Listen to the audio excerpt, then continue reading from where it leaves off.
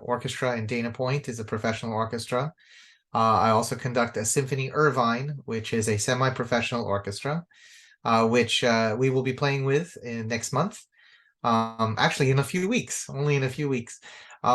And I also conduct the university orchestra at La Sierra University, and I also conduct the CSUN Youth Philharmonic. So I have a lot of orchestras. I've been here in California for pretty much all my life, and I love working with musicians, young and old, doesn't matter, professional and amateur.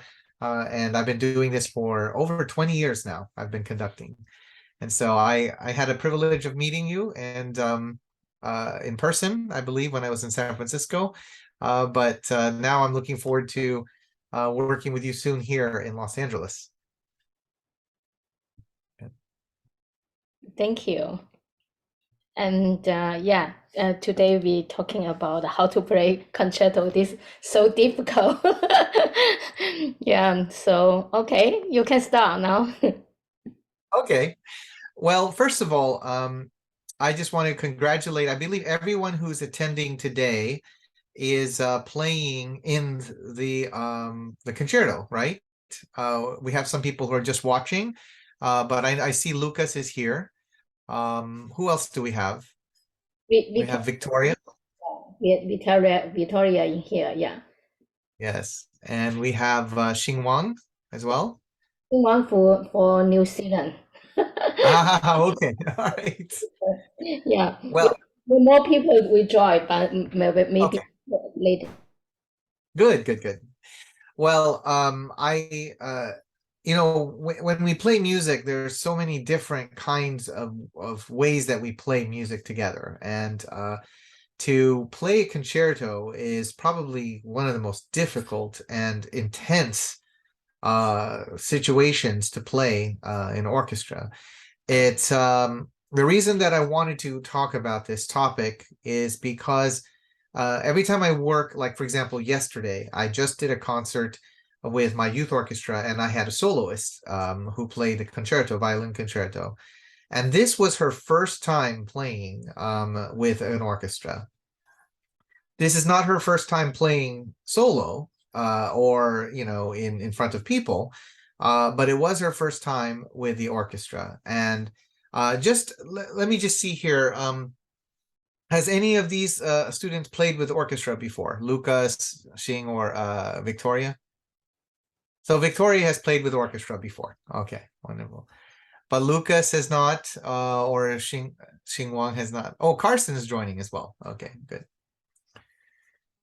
So I wanted to talk a little bit about how the concerto came to be. Like, for example, when we talk about our symphony, the symphony has not gone back, 500 years or 400 years. The symphony orchestra has only been around as a entity, as an or a musical ensemble, for maybe 200 something years, 250 years. Around the time of Mozart and Haydn is when the symphony started to really take shape and became this thing that composers write for. And now we have the symphony when you're writing a symphony. And then we also have symphony orchestra, which is the organization that plays. The string quartet is another musical genre, two violins, viola, and cello. And a lot of times people wonder, well, when did the string quartet become an ensemble? And that ensemble did not start until the classical period, which was around 1750 to about 18. Well, from then on, it's been around since then. But around 1740, 1750, composers started to really enjoy the sound and writing for this group of instruments. So it became its own genre. Now I ask, when did the solo concerto become something? Does anybody here know when the concerto might have started and how? Why did it start? Anybody here have any ideas? Okay. Raise your hand or feel free to in the chat if you like, if you want to share me what you think. But I will tell you. Yeah, each one you talking about with Dean, you can open your camera, you can Yeah. talking, you can unmute, yeah, you can talking. Yes. Mhm. So and if you have any questions, please just raise your hands or yeah, type in there. Hi Victoria. So good to see you. Yeah, Victoria Okay. talk a little bit. She Yeah. played concerto before, I think Yeah. with So Victoria, you played a concerto before. What concerto did you play? I played the Mozart Concerto 271. Oh, I love that one. Yeah, but I only did the first movement with the concerto. Oh, that's a beautiful one. The E flat. Dun da da dun dun dun da dum bum bum ba da da bum. Oh, I love that one. The let me ask you this. When you played with the orchestra, was it your first time playing with the orchestra? Yeah. Yeah, it was an interesting experience, right? Like it's something new. Uh, but okay, so the question I asked, well, let me ask you, Victoria, when do you think the concerto started? Like when composer said, I'm gonna write music to feature a piano accompanied with an orchestra. Um, How I many, don't, huh? Go ahead. I don't know. You don't know? Okay. Would you say it started 500 years ago? No?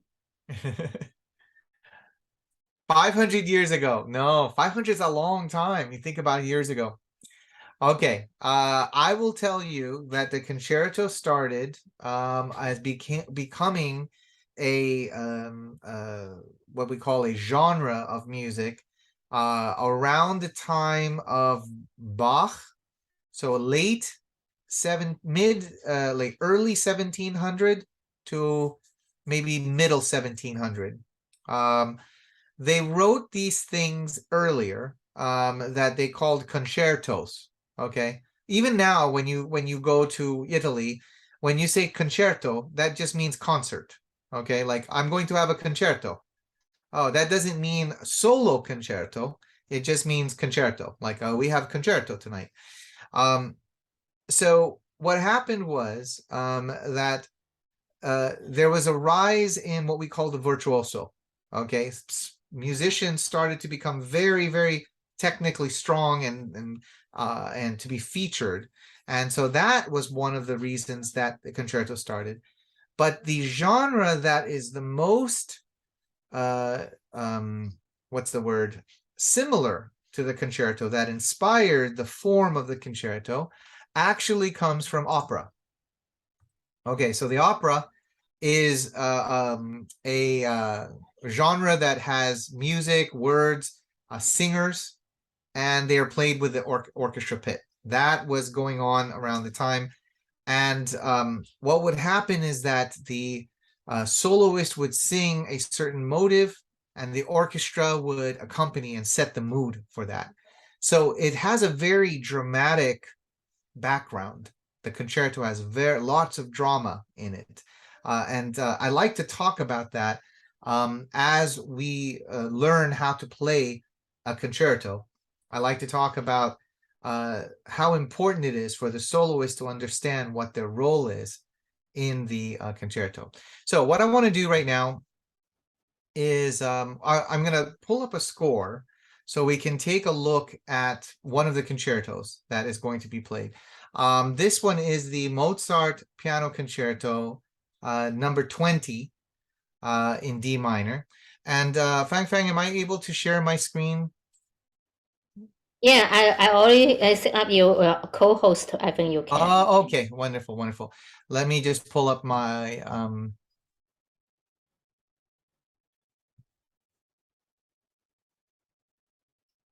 so we have this.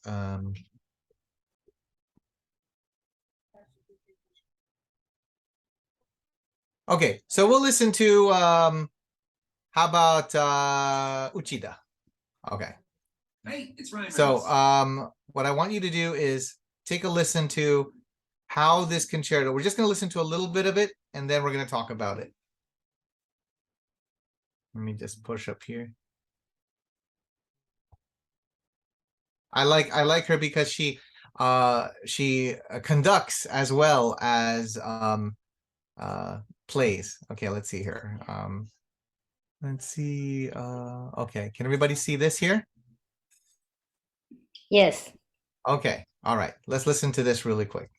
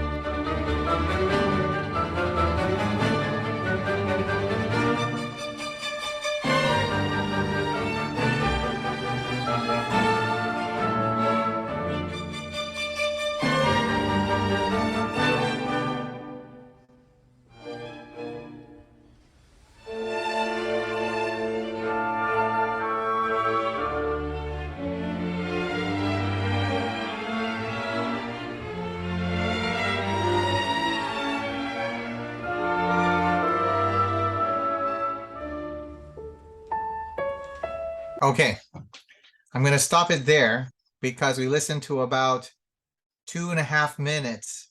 What is that section called in a concerto? Anybody here know? The section from the moment the music starts till the moment that the soloist enters. What is that called? Anybody have an idea? Okay, think about it. It's similar to something that we hear in opera. What is if you go to an opera or a musical and you hear this big orchestral opening at the beginning, there's no singers. What is that called? Anybody here know what that's called? Okay, the answer is overture. Anybody hear what an overture is? And what's the purpose of an overture? In this case, it's like an overture, but we also call it an introduction. Okay, an orchestra introduces. What is the orchestra introducing? That's the question that I want to ask everyone here. What do you think? You're sitting there as the pianist, the soloist, and you're listening to, of course, in this case, Uchida is Okita is actually conducting. But if she wasn't conducting, the conductor's conducting. Like I will be conducting this for I think Lucas is playing this, yes? I will be conducting this introduction for you, and you'll be sitting there waiting. But I want you to think, why is this here? Why is there an introduction? Okay. The purpose of the introduction is similar in the concerto, is similar to what we have in the overture to an opera. You start to hear the musical themes. The composer is introducing the musical themes that is going to be used in the opera. Okay. So you might hear one theme, and then later on you'll hear that is the solo of the baritone, the count, let's say. Then you'll hear this lovely, beautiful theme, and that is the song that the queen sings or that the countess sings. So there's all these different themes that are associated with particular characters in the opera. Okay, so I want you to remember that. Think about, these are what we call themes. So for example, this theme. That's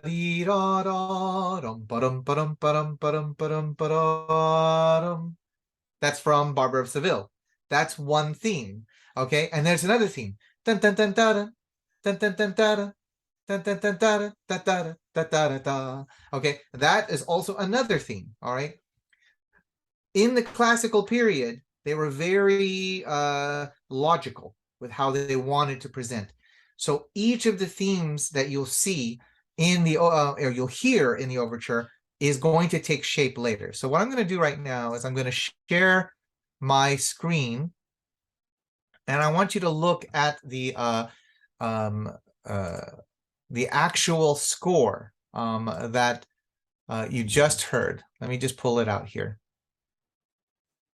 Okay.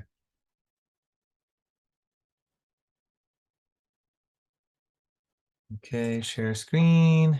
This right here. Okay. Let me ask if can everybody see my pointer at all? Or can you just see the score? You see the pointer here? Okay, good. Thank you, Victoria. I see. So here's the introduction. All right. You have this rhythm here, which is this syncopated rhythm. Okay. We're in the key of D minor, right? It's a very serious key, as you can tell. It's not as playful like his other concerto, like you might have a dun da da dun dun dun, which is an E flat major, and it has a very happy kind of joyous sound to it. This one is more ominous. It's more dun dun dun dun dun dun dun dun dun dun dun dun dun dun dun dun. Already he's trying to blur and make it this kind of ominous opening. Okay. Then in the cello and bass, you have this dum, ba-dum, ba-dum, ba-dum. Okay, so you have all that at the beginning. All right, then we have the horn entrance here. See how I have it marked in my score? The horn entrance starts cueing what key it's going to be in, because the horn is in D. And we see it in C here. That means it's playing a D. And then here, the bassoon comes into E. And then the oboe comes in here at A. And then we get to this section right here. Okay. So these are what we call little micro motives. Okay. Where they have this, it's a simple motive. It's just this triplet that goes up, ba-rum, ba-rum, ba-rum, like that.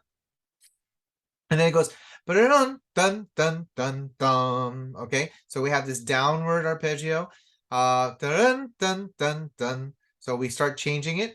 Here's another theme. Da da da da da da dee da da da da da da da dee da dee da da. Okay, so dee da da dee da dum. Then we have the viola here. We're coming to a new section.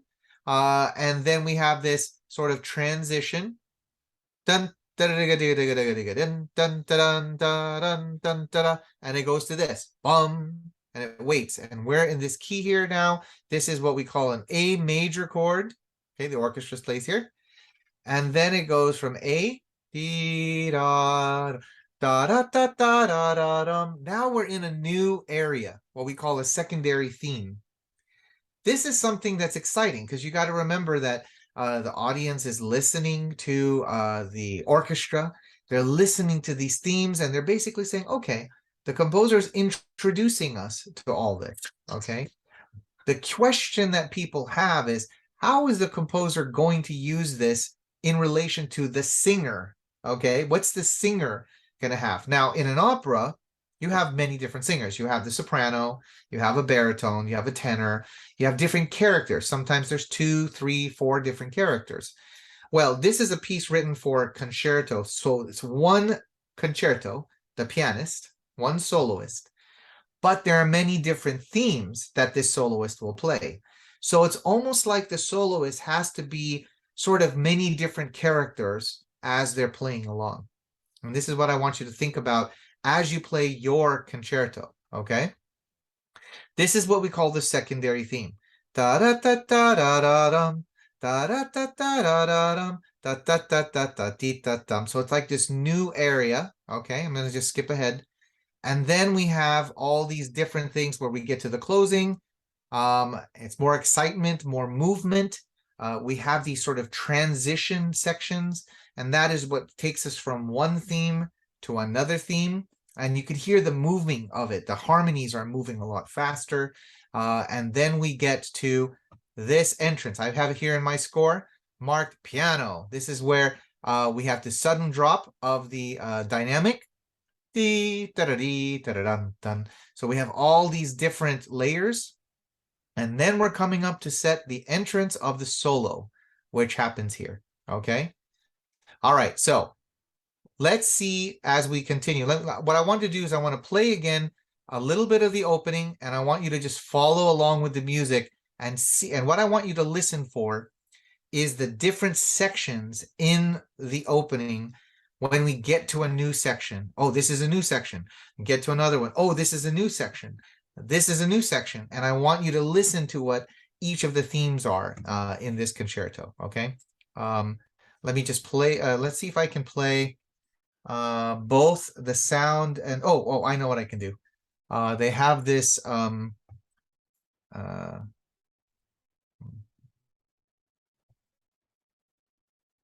perfect. Okay, listen to this. Hey, it's Ryan Reynolds. Okay.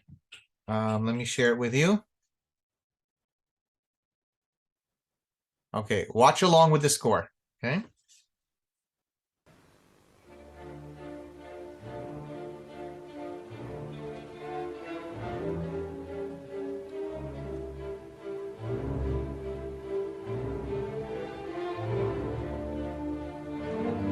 Ream, it's moving.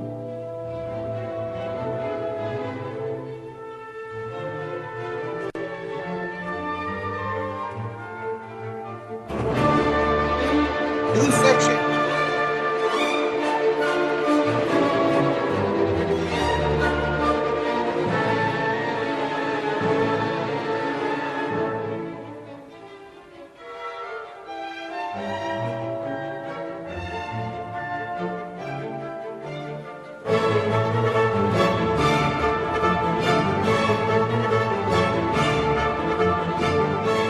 So what he's done here is he's setting up the movement. Now we started in D and now we're in A major. So he keeps pounding these chords out so that we know that we're in this new section.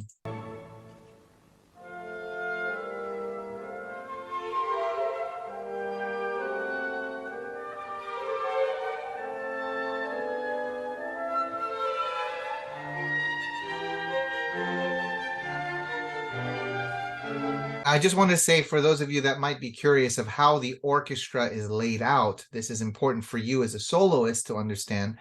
When you see can you guys see my pointer as well? Or you can see my pointer? Okay. Yeah, so if you see here, this is first violins. First violins goes dun dun dun dun da, and then the second violins go dun dun dun da, din dun dun da, dun din dun da. They're actually taking turns playing, having a dialogue with each other. Okay. This is why I sit my orchestra exactly the way they did in the 18th century, which is to have first violins to my left and the second violins to my right. Sometimes you see conductors putting the first and seconds together in the same section, and that's not what the composer wrote it for. It was designed to have this back and forth like the trio sonatas where the violins were across from each other. Okay, so just something to be aware of when you're sitting. And for all of you who are doing Mozart concertos or earlier, they're all going to be sitting this way. So even though we're talking about number 20, you can expect this kind of thing from the different concertos that you have. So we're now in the secondary theme, and you have this beautiful flute little motive. Da, da, da, da, da, da, da. Let's listen more.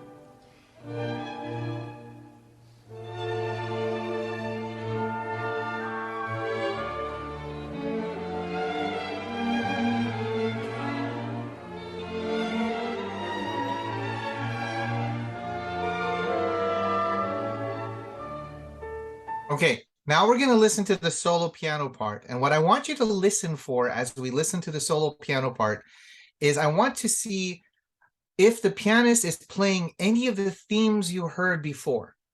Sometimes the themes might not be exactly what you heard. There might be a derivation, but listen for it and let's talk about what you think you heard in the solo piano part. Okay, here we go.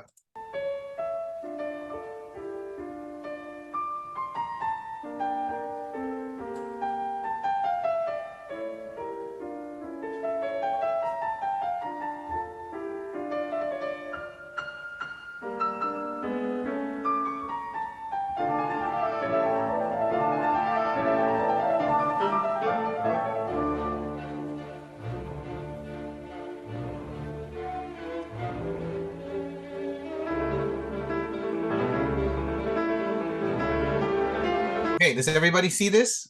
What's going on in the left hand here?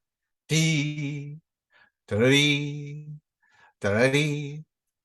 It's actually now the piano is like, okay, I'm going to play in my left hand, I'm going to play that theme that was introduced at the very beginning, okay? And let's see what else. And he's or whoever's the soloist is also playing an accompanying figure with the right hand, okay? So the left hand is the most important thing.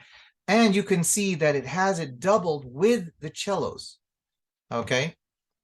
This is something that's really important. For those of you that have not played with an orchestra before, but you have practiced your concerto, of course, and you've probably played it many times with your teacher or another accompanist on another piano playing with you, right?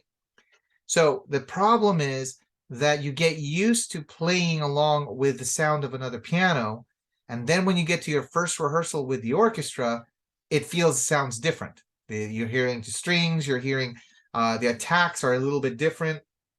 For example, when a piano makes sound, it has a hammer that hits, yes? So it's a lot of times it's very clear when you hear the sound begin. But when you listen for that motive in, let's say, bassoon or a clarinet or a oboe, it has a little bit of a, whoa, it has a little bit softer articulation at the beginning. Same thing with cello. Sometimes the strings are a little soft in its entrance, and it's hard to hear, and it throws you off. It might even make you think, oh, they're going slow or they're late, they're not quite with me. So it feels different. This is why, but just to be aware, it's normal. It's just that you're listening to different sounds now versus with the piano.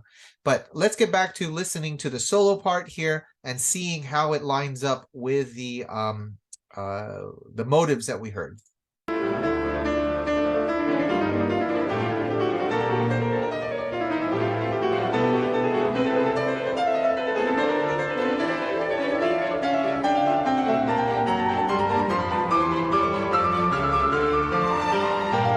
I'm just going to back it up here because there's one important thing that I also want to talk about. In the accompanying, you'll see motives like this right here, okay? The left hand of the piano has quarter notes. This middle section here is the left hand of the piano. Dun, dun, dun, dun, da, okay? And it's written to double what's going on in the bass line, okay? So if you have not had a chance to look at the score of your concerto, that is step number one. You must be able to look at the score and follow your part and look at the other parts in the orchestra that are matching with your part or are related to it. Here's why. The left hand is doubling the bass and the cello. The bass and cello are sharing a line here in the bottom. Dee da dee da dee da dee da. Okay, but look at the first and second violins and the viola. First, second, viola. They have these what we call offbeats. So that that that that that that that that that. It's going between your beats. Okay, so it's something to feel as you're playing with your left hand. Of course, you're going to be so busy thinking about your notes, but I want you to also be aware of what's going on in the orchestra. It is the conductor's job to make sure the orchestra is right with you, but this is why it's important. Don't rush or don't drag because you have these off beats that are going between you in this section, okay? Everybody understands that? I just wanted to point that out so that you can be aware of this section. You could even make notes. This has a lot of syncopation through it. Dun, da, da, da, da, da, da. And it's very important that the orchestra is right with you, the conductor is right with you, and that you as a soloist know exactly what's going on so you can help fix it. Okay, here we go.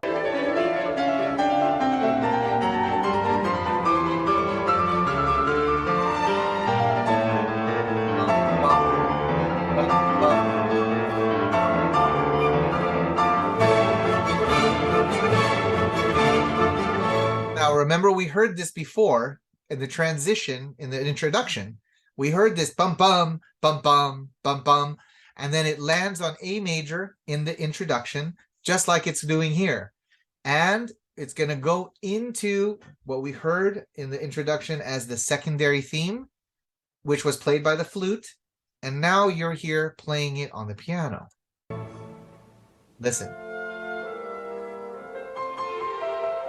It's it from the second theme.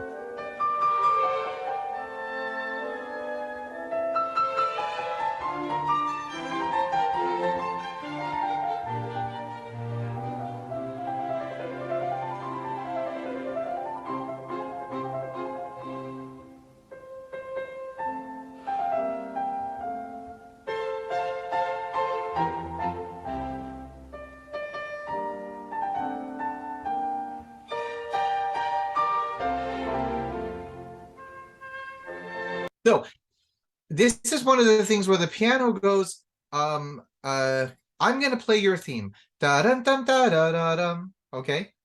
Now, have we heard this before? Dun da dee da da da dee dum dee dee dee da dum bum bum. Have we heard that theme before? Let's go back to the introduction really quick and just see if we heard that in the beginning so you can identify here. Here's the second theme.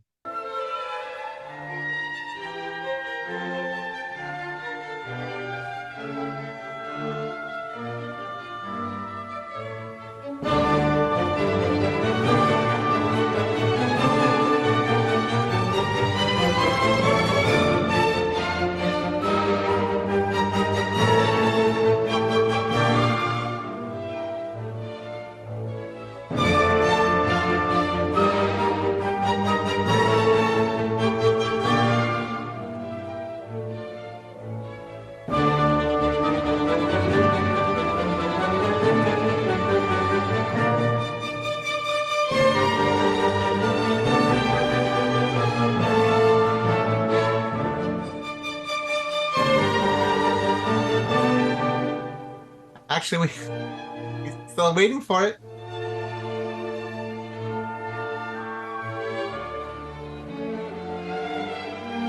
Okay, so the answer is, have we heard the theme before? We have not. Dee da dee da da da dee dum. Dee da dee da dum bum bum. So there is a time in concerto playing where the way that that Mozart wrote it is that I'm going to introduce these themes. The pianist is going to play these themes. The pianist can also introduce their theme. And then the orchestra takes it. It's almost like this new. Now, it's not completely unrelated to what we heard, dee da dee da da da, but it's somewhat related to it, but it still feels like a new idea. So if we go on to,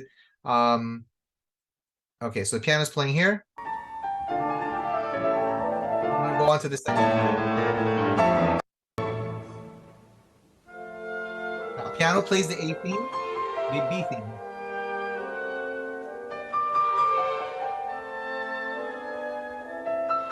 Now we heard this before.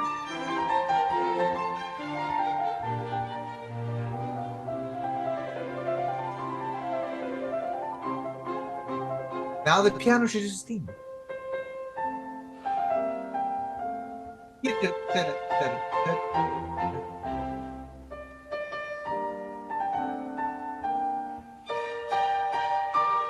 Now the orchestra is going to take the piano's theme.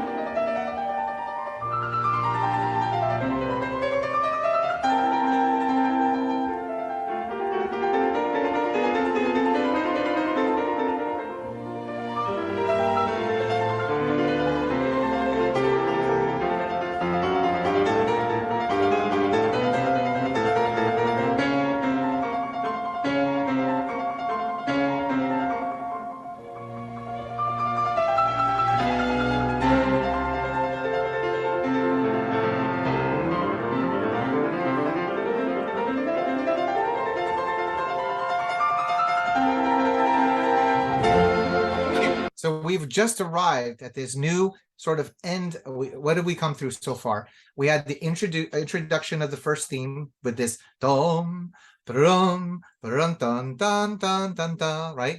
And then we went to the second theme, da, dun, dun, da, da, da, dum, which is that theme. The pianist comes in, da dee da dee, and it kind of does this introduction, and then takes on the second theme of the orchestra. Then the pianist introduces their theme, and the orchestra copies the pianist. So you could see that there's sort of interlocking dialogue that's going on between the soloists. And we've just arrived at this new section. You could see these motives here in the left hand and the right hand that we've seen before at the beginning, these rising triplets that are moving up, very dramatic. And we're now going into what we call in the sonata allegro form, we're going into a developing section. This is the section where the composer creates more drama, okay? And the drama is created through contrasting elements. It's going to take some of the things that you know is familiar, and it's going to mix it up a little bit. And it's going to create some, it's going to take you to new keys that we haven't heard before. It might even introduce a couple of different motives that you might not have heard before. And it'll introduce some things that maybe you heard before, but they were upside down. So before we had dun, dun, dun, dun, dun, a downward descending arpeggio. And later on, you might have something that goes dun, dun, din, dun, da, going the other way. You might hear some themes that will go twice as fast or twice as slow. We don't really know until we start listening to what the composer does here. And this is the interesting section. So let's continue listening through the developing section now of this movement.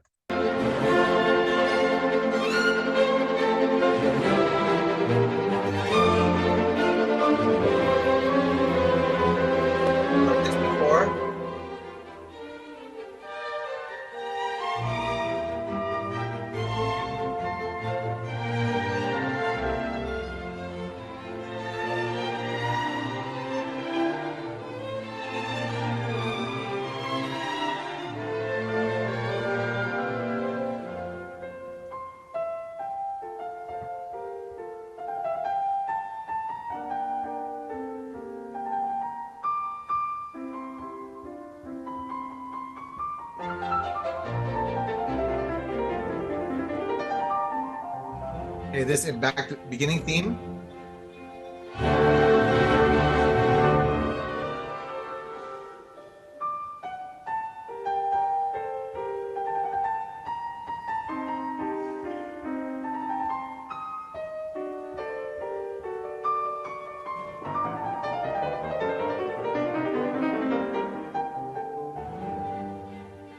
Okay, now we're hearing, like I said, a mix of new and a mix of old, okay?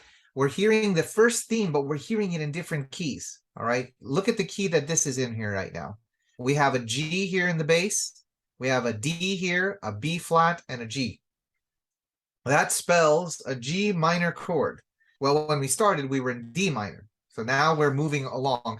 If I backed up a little bit earlier, when I introduced it here, this is an F. Down here is an F, a C, an A, and an F. FAC spells F major, okay? So we have an F major, then it changes into the dramatic chord, and then does it to G minor. So we have these different key ranges that we're transitioning to.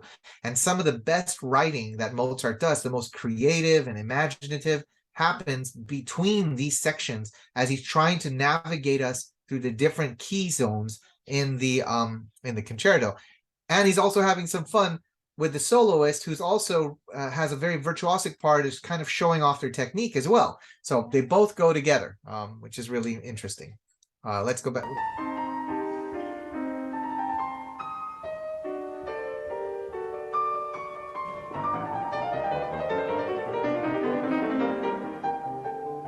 Now we're in G minor.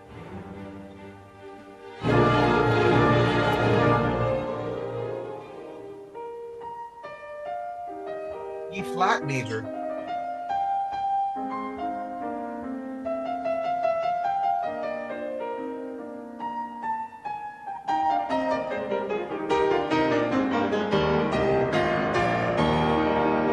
E flat major. E major.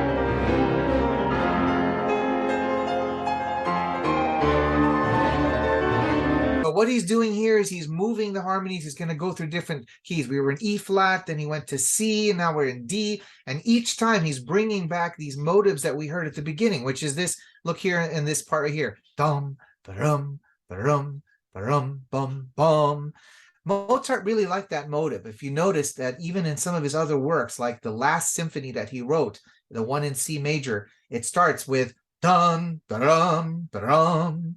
It has that sort of dramatic, sort of regal kind of sound to it. So he's inserting these motives that he introduced at the very beginning. And of course, the soloist is having all these arpeggios that are going through.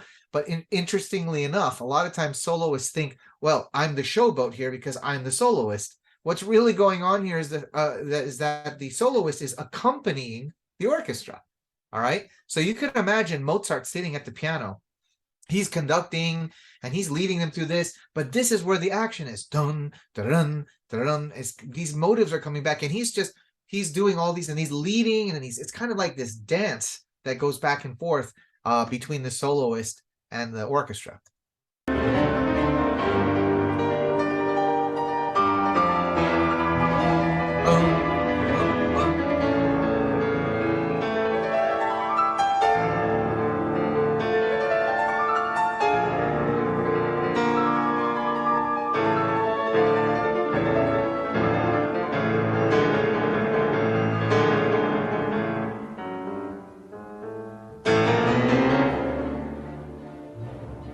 Okay, now this is something that we call sort of a recapitulation where we have come back to the original motives. Now, it's a little confusing sometimes, and this is what I wanted to talk to you about as soloist.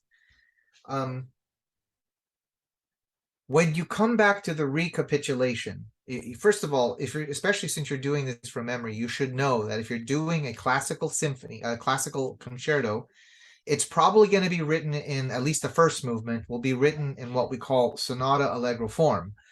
That means that we have usually an introduction, like we talked about, an exposition that we talk about the different themes, how those themes in the introduction are used. Then we have this sort of developing section where I develop, I play around, I experiment with the different motives. We go to different keys. And then we come back to a recapitulation where we actually sort of present a return to the motives we heard and the structure that we heard in the exposition. Now, why is this important to know as a soloist? There is a certain goal in the recapitulation. You must, first of all, arrive at the recapitulation in the original key. So you might have heard this before. Dun, dun, dun, you see right here, dun, dun, dun, dun. We heard that many times throughout the development, but they were not in D minor, okay? They were in different keys. So as you're trying to, of course, memorize and make sure you know, make sure that you identify this is that theme, but it's not the recapitulation yet, okay? We're just moving through. We've arrived, da da da da da D, and now we're back into this D minor. We can expect that the original theme will be in the same key. We can also expect that the second theme will be in the same key, okay? In the exposition, the second theme is usually in the dominant, which means it's about a fifth up higher than the original. In the recap, there's a transition that gets really interesting in order to keep the second theme in the same key. It's kind of like a rule, okay? And why am I bringing this up so much? I have conducted a concerto where the soloist confused the second themes. They started playing the second theme of the recapitulation instead of the second theme of the expo. Or they got to the recapitulation and they started playing the second theme in the recapitulation in the wrong key. They were playing it in the key of the exposition. Okay. Now, this is a rare thing that happens. I've had it only happen to me, thankfully, only once in my career. But I tried to understand why this happened in order to help the soloist understand. And it came down to, first of all, they did not analyze the score. They did not think, okay, just remember in the recapitulation, it's in this key, and in this in the exposition, it's in this key. That way they don't confuse the two, okay? That will help you as you're trying to, of course, keep your memory. If you do have a memory slip, and you need to jump to the idea to the next section, at least you know where you are. You have a roadmap of where you are in the piece, and that'll help pull you out of it, of any kind of memory slips or mistakes that may happen. But it's so important that you understand the structure of the piece that you're playing. So let's see if, I'm not saying that they all follow this rule. In fact, you have to pay even more attention when the composer changes the rules a little bit, which is what they do for romantic concertos. And that once we get past Mozart and Beethoven, we go into Chopin and we go into Schubert or we go into Liszt, they start, I don't want to follow these rules. And so you can tell where they break the rules. That's why we start with Mozart concertos, to understand what the rules are, and then we can understand them later, how they break the rules in the different periods. Even Mozart and Beethoven started breaking some of the rules. They go, well, I do this most of the time. I don't do it all the time. Okay, but this is most of the time. All right, we're in the recapitulation now. Let's see if he follows the rules of the structure, okay?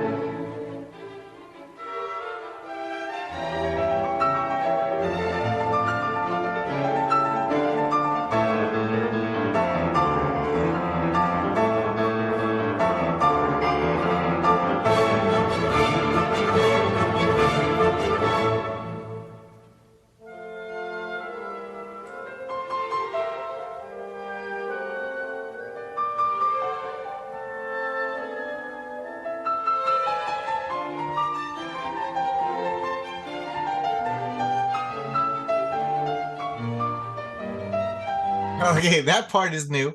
Dun dun dee da dee da da dee da. Putting up some new variations on it. This part here is interesting because we expect the second theme to be in the minor key, like the beginning. It's a minor concerto in D minor, but he's still going into major here. But let's see what he does.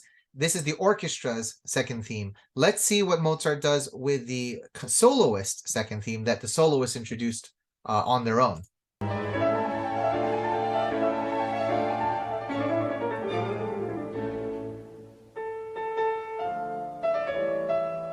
Ah, so here we heard this in the first part, but it was in major. Da da dee da da da dee dum dee da dee da dum bum bum. Now, that's the soloist second theme, not the orchestra's second theme. The orchestra's second theme is da dun dun da da da da dee da dun da da da da da da dum. It's a secondary section. So then the soloist introduces it. Let's just say the orchestra doesn't follow the rules, but the soloist follows the rules, because the soloist says second theme must be in the original key of the movement. The key is D minor, so the second theme must also be in D minor. Whereas in the exposition, it's in the dominant. So now we have this interesting, now we know where we are, okay?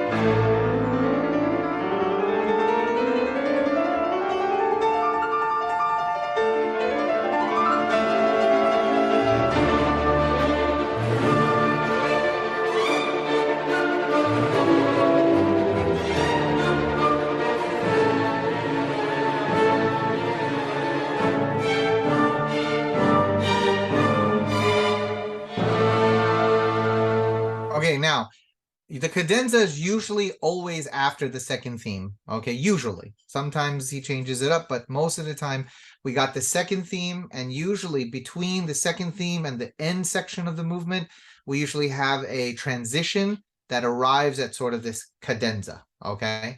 Now, of course, this was standard practice because there needed to be a moment where the soloist could sort of show off their technical virtuosity and their musical virtuosity as well. And so Mozart gives them an opportunity to do that. Now, Mozart wrote his own concertos, but also allowed some of the whoever played his concertos could write their own. If you are ever so inclined to want to experiment with writing and you learn a little bit more about music theory and composition, I encourage you to try to write your own cadenza. But in the meantime, of course, learn the cadenzas that Mozart may have written. And then after the cadenza, we usually expect the final ending of it and then the ending of the movement. So let's listen to this.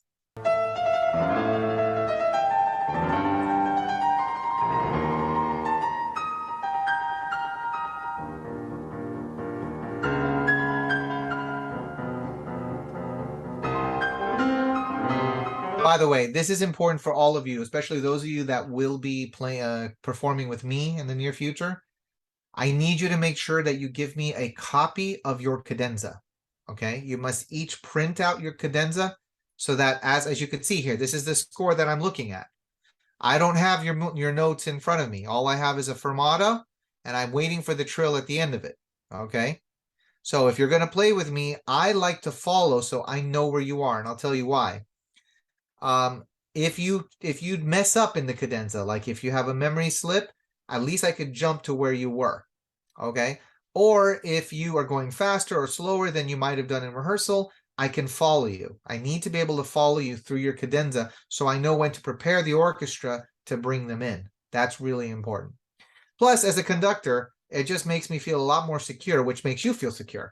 I want to know exactly where you are at all times. So please make sure to print out a copy, or you could send it to me a PDF ahead of time. I know some of you have already sent me your music, or Fang Fang has sent me your music, but I need to know exactly the cadenza that you are playing. So make sure that that's included as well.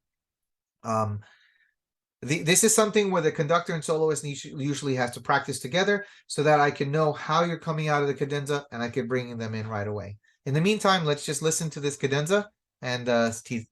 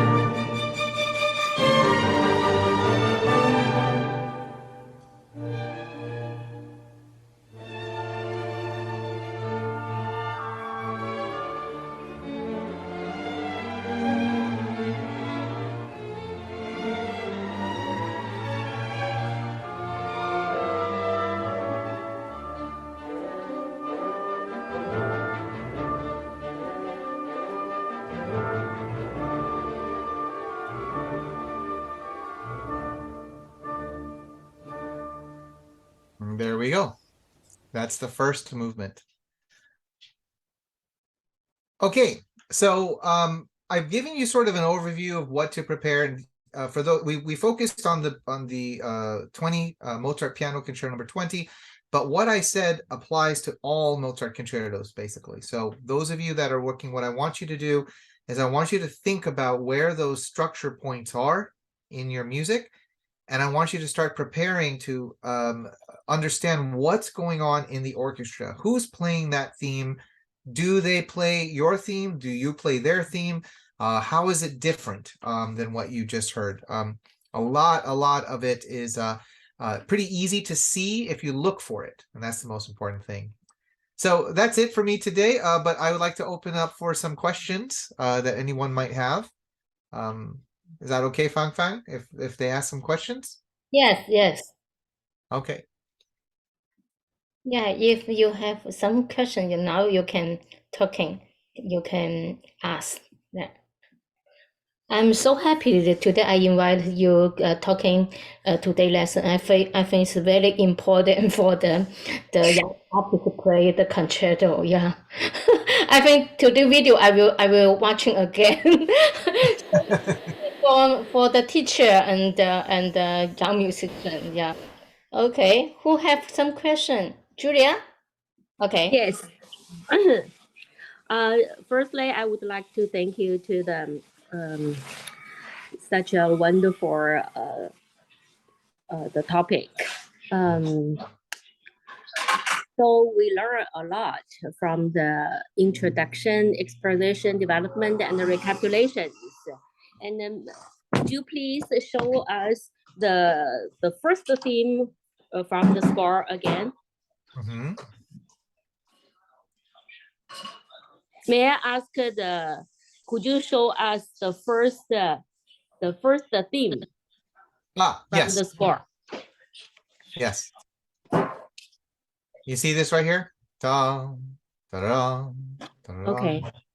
That's the first motive. Yes. Okay. So that's the first motive or the theme, right? Yeah, sort of the introductory theme. It goes together with the syncopated rhythm in the strings here too, as well. Oh, So- okay.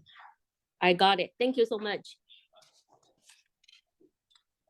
Yeah, Julia is a very excellent teacher. Mhm. Thank you.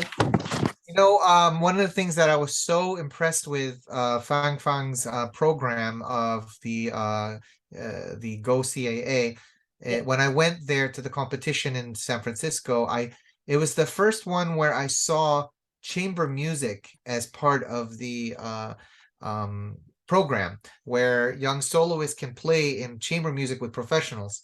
Okay. That I've never seen anywhere, and I think it's so valuable to have that experience.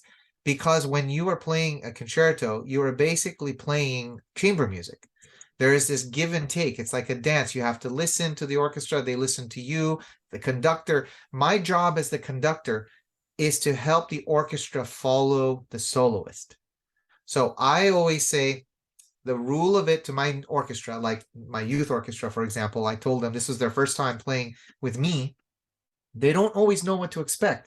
So I tell them, I follow the soloist, you, the orchestra, follow me. Yeah. And I tell them that I need to make the soloist feel comfortable. The soloist must feel secure and know exactly that they can play it however they've practiced it, and that the orchestra will be with them, because it's so much nervous. It's a nervous situation. So I've played as a soloist before.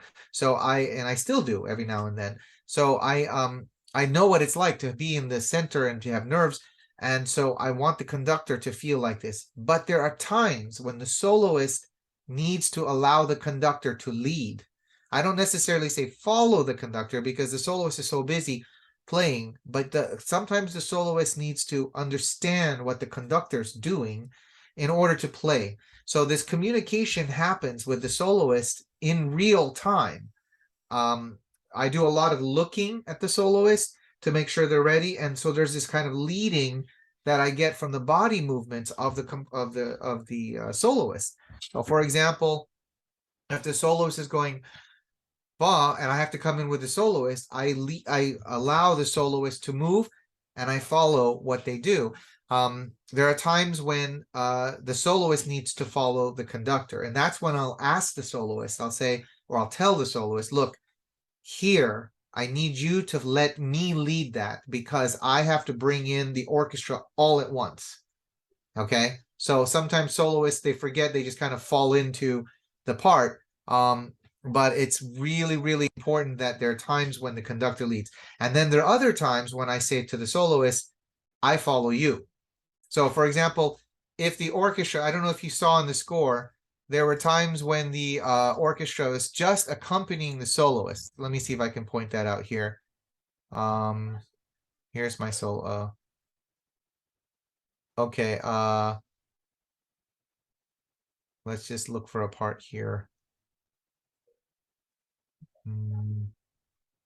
Okay. Something like this. I'm just making the strings follow the orchestra there. I'm sorry, I'm making the strings follow the soloist here. So this is a case where if the soloist is playing here, and I've had some soloists say, oh, is it possible to go faster? And that's when I'll say, you go faster and I will follow you. So yes, of course it's possible to go faster here because all I have to do is beat faster and then the orchestra will follow me and I'll follow the soloist. Sections like this. Sometimes soloists take some time here, maybe, and there's nothing going on in the orchestra. They're just holding a note. And they're holding and following the conductor. So it's up to the conductor to make sure that it's following the soloist, and the soloist doesn't necessarily need to say, I want to go faster here. Like, I want to go faster here. I just listen to you go faster and I follow you here. Okay. So there's these different sort of sections depending on where it is in the score that sometimes the soloist needs to follow the conductor and sometimes the conductor needs to follow the soloist. Not easy. Yeah, it's not easy. A conducting teacher said that concerto conducting for the conductor is one of the most difficult conducting to do. It's like opera conducting. It's the same why opera conducting is the most difficult, because you have the singer, you have the orchestra, and you have to give the singer what they want, follow the singer, also at the same time lead the orchestra, so it's very clear. There's so many moving parts, and so concerto is a very, very tough experience, and that's why I'm so glad you had the opportunity for me to have this masterclass where I could speak to the soloists, because if there are simple things that the soloist should just be aware of, that will make it easier for everyone. And if it's good for everyone, then it's good for you. Yeah. Thank you, Jim. And GOCA have a big plan for concerto on the next month, and GOCA Concerto Festival in the LA. And a lot of information, please follow GOCA website, gocamusic.com. Okay. And Okay. yeah, thank you. And now is Lucas want to take concerto class. So other people, if you want listen, you can keep in on the Zoom. If you don't no time, you can leave. Okay, so now can start for next part. Okay. Lucas, you in here?